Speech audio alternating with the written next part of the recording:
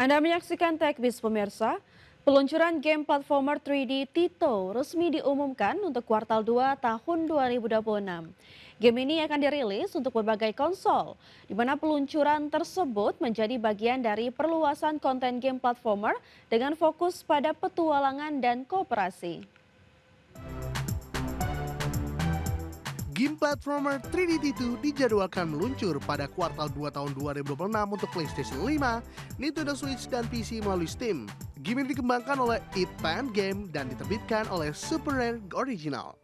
T2 menyuguhkan petualangan penuh aksi bersama karakter T2 dan Nordi yang menjelajahi dunia cerah serta penuh warna. Kedua karakter tersebut dikisahkan berupaya menghadapi ancaman korupsi bayangan yang menyebar di berbagai wilayah. Dengan kemampuan untuk menyerap benda sehari-hari dan mengubahnya menjadi bentuk baru, itu menawarkan mekanik permainan yang inovatif. Fitur ini memungkinkan para pemain mengakali musuh, memecahkan teka-teki, serta menemukan rahasia yang tersembunyi. Game ini juga didukung oleh kooperatif dua pemain secara offline dengan layar terpisah untuk meningkatkan interaksi dan eksplorasi bersama. Mode tersebut dirancang untuk memberikan pengalaman permainan yang lebih kolaboratif dan menyeluruh. Titu dan Ori akan melacak makhluk kecil bernama Mikhail yang tak terkendali sekaligus membantu beragam karakter yang mereka temui dalam perjalanan. Koleksi kostum-kostumisasi juga dihadirkan untuk memberikan pengalaman bermain yang lebih profesional dan menarik. Berbagai sumber IDX Channel. Axio resmi meluncurkan laptop seri HyperAir Flip dengan kemampuan lipat 360 derajat dan layar organic light emitting diode dan berkualitas premium. Perangkat ini dihadirkan dengan RAM 24 GB, stylus aktif, serta desain ringkas untuk mendukung berbagai kebutuhan pengguna. Axio meluncurkan HyperAir Flip, sebuah laptop 2-in-1 dengan harga terjangkau dan fitur premium. Perangkat ini didukung layar OLED dilipatan 360 derajat, stylus gratis, serta RAM besar 24 GB yang menjadikannya perangkat serbaguna. Axio HyperAir Flip hadir dalam dua varian, yaitu HyperAir Flip 3 OLED dan HyperAir Flip 5 OLED. Keduanya menggunakan prosesor Intel generasi ke-12 dengan desain rotate 360 derajat yang mendukung mode laptop, mode tenda, hingga mode tablet. Konsumen dapat memilih varian Core i3 atau Core i5 yang sama-sama dibekali RAM 24 GB LPDDR5, 4800 MHz. RAM berkapasitas besar ini kemampukan multitasking berat, termasuk aplikasi kreatif, berjalan dengan lebih lancar dan responsif. Varian HyperAir Flip 5 OLED juga dilengkapi grafis Intel Iris Xe untuk kebutuhan visual yang lebih intensif. HyperAir Flip mengusung layar sentuh OLED 14 inci Full HD Plus dengan rasio aspek 16:10. Layar ini mendukung 10 multi-touch point yang memberikan interaksi lebih responsif dan natural. Axio juga menyertakan Active Pen secara gratis, memungkinkan pengguna langsung menggambar atau membuat sketsa dengan presisi. Meski memiliki spesifikasi tinggi, Axio tetap menjaga desain yang ringkas dengan material aluminium alloy dan lapisan kaca pada layar. Dengan beratnya 1,23 kg, perangkat ini mudah dibawa dan cocok untuk kerja mobile serta mahasiswa. HyperAir Flip 3 OLED dijual dengan harga Rp8,69 juta, sementara HyperAir Flip 5 OLED dibanderol Rp10,39 juta. Berbagai sumber IDX Channel. Razer resmi mengumumkan Boomslang edisi ulang tahun ke-20 untuk merayakan kembalinya mouse gaming legendaris mereka. Produk ini hadir dengan pembaruan teknologi namun tetap mempertahankan desain ikonik yang membesarkan namanya. Razer Boomslang edisi ulang tahun ke-20 dirilis untuk merayakan mouse gaming pertama di dunia yang pernah mengubah standar industri. Produk ini mempertahankan identitas desain aslinya yang pertama kali dirilis tahun 1999. Boomslang masih mengusung siluet kapal ular yang menjadi ciri khas Razer sejak era permainan komputer dimulai. Desain legendaris ini diperkaya unsur futuristik dengan bagian bodi transparan dan lapisan kulit pada tombol klik kiri dan kanan. Kehadiran pencahayaan chroma RGB 9 zona menambah karakter visual yang dapat disesuaikan dengan perangkat Razer lainnya. Selain itu, kombinasi material transparan dan kulit memberikan kesan premium dan modern. Pembaruan utama ada pada teknologi Razer Generation 4 Optical Switch yang tahan hingga 100 juta klik dan memiliki respon lebih tangguh. Sensor fokus Pro 45K Gen 2 memberikan akurasi 98% dan sensitivitas hingga 45.000 dpi yang 2 kali lipat lebih presisi dari versi orisinal. Teknologi nirkabel Hyperpolling 8000 Hz memberikan respon instan untuk permainan kompetitif dan paket penjualan sudah termasuk mouse dock Pro. Blazer belum mengumumkan harga resmi namun memastikan produk ini hanya akan dirilis sebanyak 1.337 unit di seluruh dunia. Berbagai sumber untuk iDiactional. Pemirsa, Viltrox meluncurkan converter lens A wide angle WCL-X100 untuk pengguna Fujifilm X100 series yang membutuhkan sudut pandang lebih lebar. Perangkat ini mengubah jarak fokal lensa 23 mm menjadi setara dengan 28 mm.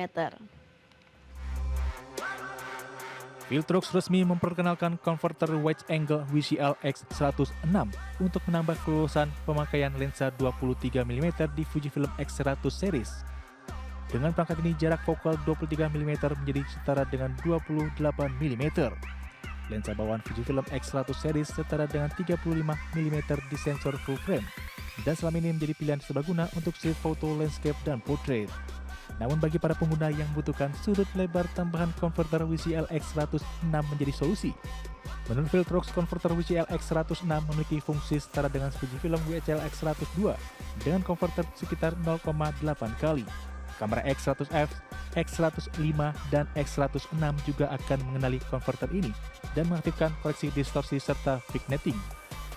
WCL X106 mengusung optical 5 elemen dalam 4 grup termasuk sepasang lensa high refractive index yang menjaga ketajaman gambar. Bagian 8 lensa dibekali lapisan khusus untuk mencegah debu dan air menempel. Aksesoris ini mendukung penggunaan filter 49 mm dan hadir dalam warna hitam serta silver.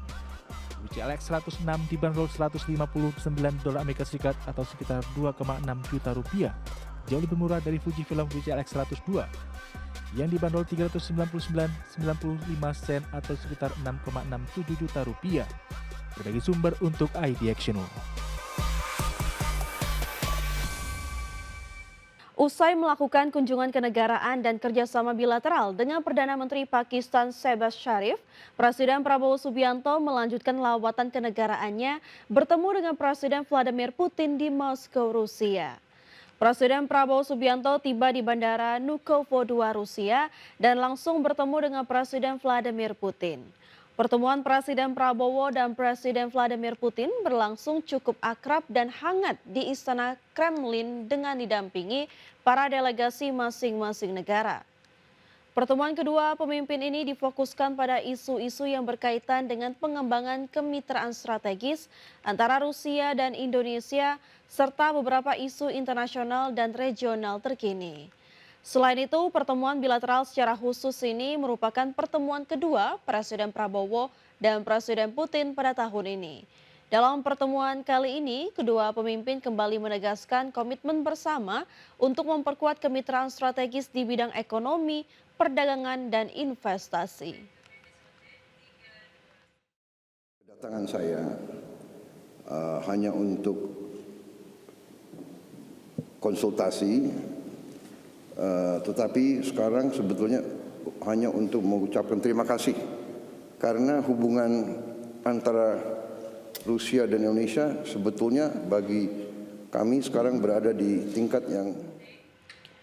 Komisi Pemberantasan Korupsi menangkap Bupati Lampung Tengah, Ardhito Wijaya, dalam operasi tangkap tangan. Ardhito ditangkap KPK di daerah Lampung Tengah, Lampung. Selain Bupati, KPK juga menangkap sejumlah pihak termasuk anggota DPRD Lampung Tengah.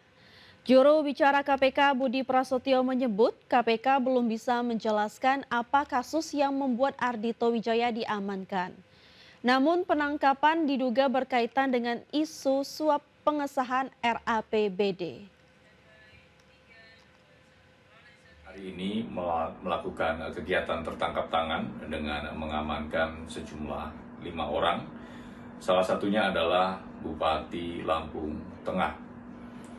Kepada 5 orang tersebut kemudian dibawa ke Jakarta dan saat ini masih dilakukan pemeriksaan. Bupati Lampung Tengah Ardhito Wijaya tiba di Gedung Merah Putih KPK pada Rabu malam usai dirinya terjaring dalam operasi tangkap tangan KPK. Ardhito tiba di Gedung Merah Putih KPK sekitar pukul 20.15 waktu Indonesia Barat.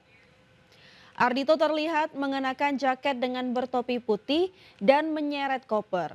Ardhito langsung diiringi menuju lantai 2 untuk pemeriksaan lebih lanjut. Di mana sebelumnya KPK mengungkapkan operasi senyap ini terkait dugaan suap proyek. Kendati demikian, KPK belum menjelaskan lebih detail perihal proyek yang dimaksud.